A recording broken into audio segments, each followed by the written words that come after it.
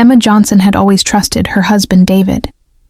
They had been married for 12 years, raising 2 children in a quiet suburb of Boston. David worked as an architect, often, busy with late-night projects, while Emma stayed home, taking care of their kids and working part-time at the library. Their life was ordinary but comfortable. Emma believed that honesty was the foundation of their marriage, until one evening, a sound changed everything. The buzz of David's phone. It was a Wednesday night. David was in the shower, humming softly behind the bathroom door, while Emma folded laundry in their bedroom. His phone vibrated on the nightstand. She ignored it at first, but the screen lit up again. This time, her eyes caught the preview of the message. "I miss you too. When will we meet? Again." Emma froze. Her heart skipped a beat, then pounded against her ribs. She blinked, thinking maybe she misread, but the words were still there. She picked up the phone, her hands trembling. It wasn't just the message. It was the name saved at the top, Anna. Emma didn't know any Anna in David's circle. Her mind swirled with questions. Who was Anna? Why was she saying, "I miss you too"? And what did "when will we meet again" mean? Emma put the phone down quickly as David stepped out of the shower. His hair damp, towel around his shoulders. He smiled. "Hey, Em, what's for dinner?" She forced a smile, her throat tight. "Just leftovers." He didn't notice her stiff posture or the way her hands shook.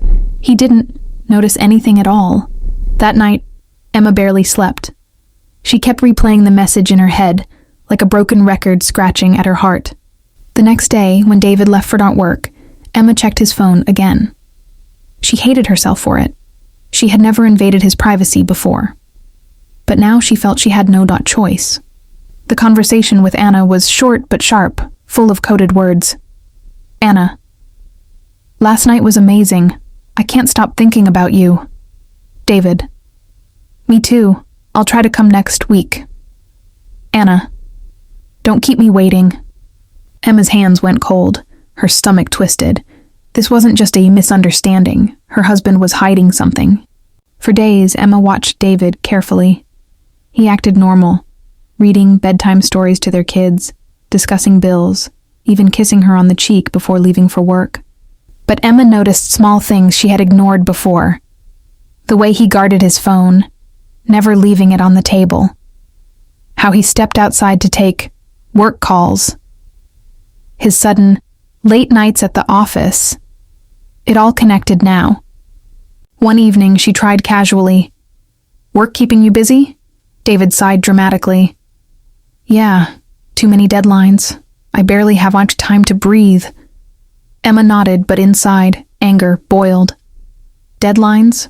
Or Anna? Her suspicion grew heavier until she couldn't carry it anymore. One Saturday night, after David fell asleep, Emma took his phone again. She opened the messages. This time her blood turned to ice. Anna, "Can't wait to see you tomorrow. Same place?" David, "Yes, same place, 2 p.m. Emma covered her mouth, afraid she would scream. Tomorrow. He was meeting Anna tomorrow. Her heart broke, but another part of her hardened. She decided she needed the truth, not from his phone, but with her own eyes. Tomorrow she would follow him. The next day, Emma woke early. She pretended everything was normal, made pancakes for the kids, smiled at David, even packed him a small lunchbox. But inside, her chest burned with betrayal.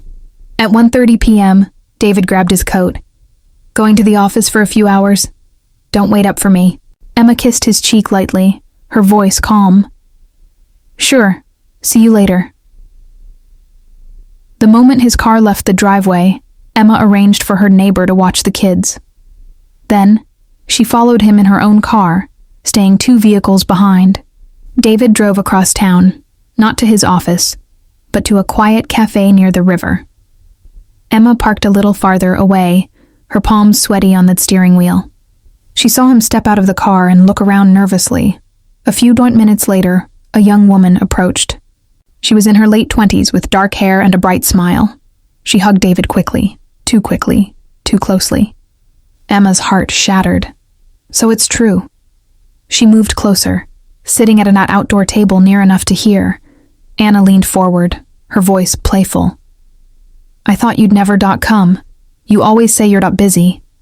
David sighed, glancing around. It's not easy, Anna. My wife, she trusts at me. I can't let her know.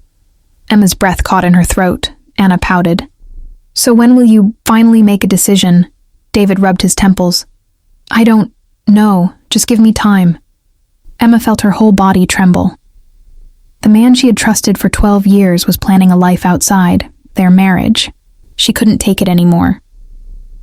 Standing up, she walked straight to their table, David's face drained of color. Emma? Anna froze, eyes wide. Emma's voice was steady, but her hands shook. So this is your deadline? This is your project? 12 years, David. 12 years. And you throw it away for this? David stammered, reaching for her hand. It's not what you think. Emma pulled back. Don't. I read the messages. I followed you. Don't lie anymore. Silence fell. The cafe around them seemed to vanish. That night, Emma packed a small bag and moved with the children to her sister's house. David called, begged, cried, but Emma's heart was too broken to listen. He wasn't just unfaithful, he had betrayed her trust, their family, their vows. Emma wrote in her journal that night, A marriage is built on truth. Once lies take root, love cannot breathe. I gave him my trust, and he gave it to a stranger. I will not let silence steal my dignity. Moral lesson. Secrets in marriage destroy the very foundation of love. Trust, once broken, is difficult to rebuild. A relationship cannot survive on lies. It needs honesty, respect, and loyalty. Because sometimes the stranger in your partner's phone can end up being the stranger in your marriage. The end.